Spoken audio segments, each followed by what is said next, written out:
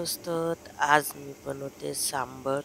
ते बघा बघा तुम्ही, किती छान सांबर झालेले आहे आणि खूप टेस्टी झालेले आहे. याच्यात मी जास्त काही टाकलेलं नाही, एकदम साधं बनवलेलं आहे. पण एकदम कमी वस्तूंनी याच्याने इतकं सुंदर सांबर झालं की खूप टेस्टी आणि चवीदार झालेलं आहे. आणि चला मग बघूया हे सांबर कसं तयार करायचं. त्याच्यासाठी मी इथं उडदाची डाळ, तुरीची डाळ घेतलेली, एक वाटी घेतलेली आहे. तुम्ही बघू शकता मापाचं. हे मी कुकरमध्ये टाकून चांगलं स्वच्छ धुवून घेईल आणि 3 शिट्ट्या होण्याकरता ठेवून देईल. हे चांगलं स्वच्छ धुवून घ्यायचं 3-4 पाण्याने. आता हे मी 3-4 पाण्याने धुवून घेतलेलं आहे. त्याच्यात मी अर्धा ग्लास पाणी टाकेल आणि झाकण लावून ठेवून दिले. इथे थोडंसं नॉर्मल हिंग आणि हळद टाकलेली आहे आणि थोडंसं मीठ पण टाकलं, नॉर्मल मीठ टाकलं. चाळून द्यायचं आणि झाकण लावून शिजून घ्यायचं. कमसे कम 3 शिट्ट्या घ्यायच्या. अगर 3 शिट्टींवर पण शिजणार नसेल तर अजून 1-2 शिट्ट्या घेऊन घ्यायच्या. पण नॉर्मली 3 शिट्टींवर होऊन जातं. काय दुसरी चौथी शिट्टी घ्यायची गरज येत नाही. आता हे सांबारही तर डाळ शिजते तोपर्यंत आपण बाकीचं साहित्य करून घ्या. इथं माझी डाळ शिजली आहे. तर हे बघा तुम्ही बघू शकता, डाळ मस्तपैकी झालेली आहे बघा. मला चौथी शिट्टी घ्यायची गरज नाही पडली. एकदम मस्तपैकी शिजून गेलेली आहे डाळ.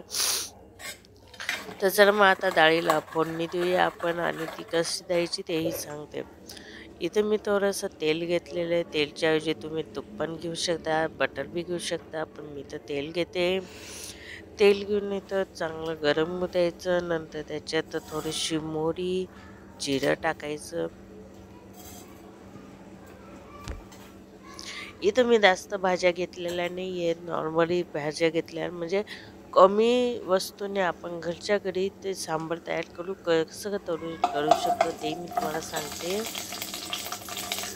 आपण बाकी गोष्टींमध्ये बघतो खूप साहित्य लागतं, खूप हे लागतं. पण ते न करता कमी याच्यात आपण सांबार तयार करू शकतो आणि ते बी छान. इथं मी इथं मी लसूण आणि कढीपत्ता टाकला. कढीपत्ता चांगला रसला का मग इथं कांदा टाकायचा. कांदा लांब लांब कापून घ्यायचा. लांबचे तुम्ही बारीकही कापू शकता. तुमच्या आवडीनुसार मी इथं बारीक लांब लांब कापला. कांदा चांगला परतून घ्यायचा आणि कांदा कलसला गेल्यानंतर मी इथं हिरवी मिरची टाकली. हिरवी मिरची पण चांगली परतून घ्यायची. हिरव्या मिरचीनंतर मग टमाटे टाकायचे. टमाटेही चांगले कलसून घ्यायचे आणि ते चांगलं फ्राय आणि टमाटे चांगले कलसण्याकरता लवकर शिजण्याकरता त्याचं नॉर्मल मीठ टाकायचं. त्याच्याने टमाटे लवकर शिजून जातात आणि लवकर हे होऊन जातात. टमाट्यानंतर इथे आपण बटाटे टाकूया. बटाटे पण मस्त कलसू द्यायचे. बघा मस्तपैकी बघा किती छान झालेले तुम्ही बघू शकता. इथं टमाटे शिजून गेलेले आहेत. इथं इथं मी डांगर, टमाटा घेतलेला, बटाटा घेतलेला आहे. ते दोघंजणांना सोबतच टाकलं आणि इथंही तेही चांगले परतून घ्यायचे. बघू शकता तुम्ही किती रंगबिरंगी दिसतंय, कलरफुल दिसतंय. इथं मी क्वांटिटी थोडी जास्त घेतली होती. तुम्ही कमीही घेऊ शकता, तसं काही नाही. आणि घट्ट पातळ ते तुमच्या चवीनुसार तुम्ही बनवू शकता. आता हे चांगलं कलसल्यानंतर मग आपण इथं थोडेसे मसाले टाकूया. मसाल्यांमध्ये काय नाही, नॉर्मल आपले मसालेच टाकायचे, जास्त काहीच टाकायचं नाही आहे. जसं की लाल तिखट आहे, गरम मसाला, हिंग आणि धनिया पावडर आणि थोडंसं सांबार मसाला. सांबार मसाला आपला नॉर्मली घरात असतो, तो थोडासा टाकायचा. तोही मस्तपैकी त्याच्यात कलसू द्यायचा. हा बघा मी सांबार मसाला टाकते आणि चांगलं हे पण चांगलं कलसून घ्यायचं. हे बघा मस्तपैकी.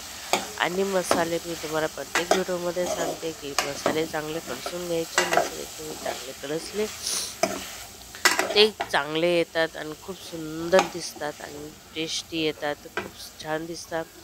इथं आता मी माझे मसाले कलसले गेले. तिथं मी डाळ टाकते.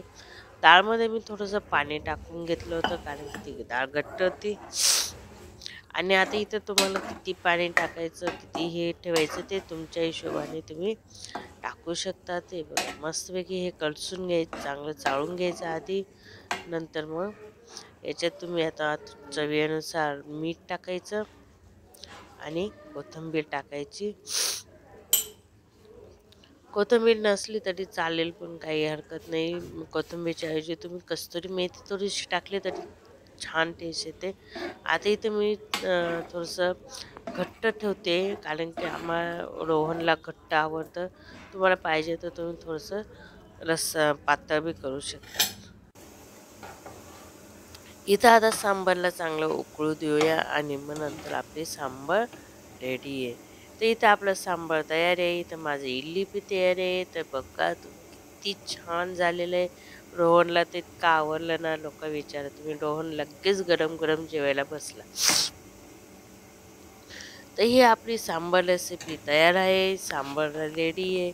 तुम्हाला सांबार रेसिपी कशी वाटली मला कमेंट करून नक्की सांगा. आवडलं असेल तर लाईक, शेअर आणि सबस्क्राईब नक्की करा. पुन्हा भेटूया पुढच्या व्हिडिओमध्ये. बाय. श्री स्वामी समर्थ.